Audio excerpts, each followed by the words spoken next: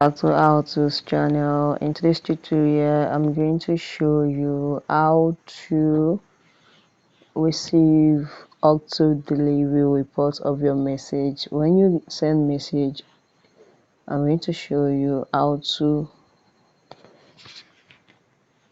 on delivery report and this message has delivered to that person. So let's dive in.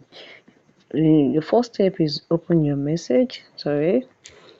Open your message, and the second step is click on this menu button here,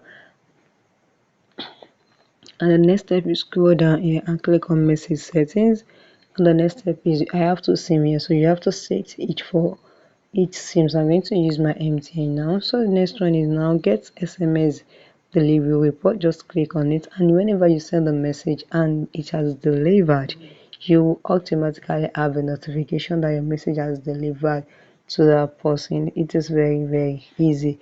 Just on it. If you don't want to have a delivery report, just off it back and you have off it, and if you want to have, click on and it is very simple. So guys, if you found this video helpful, click the like button, subscribe and comment.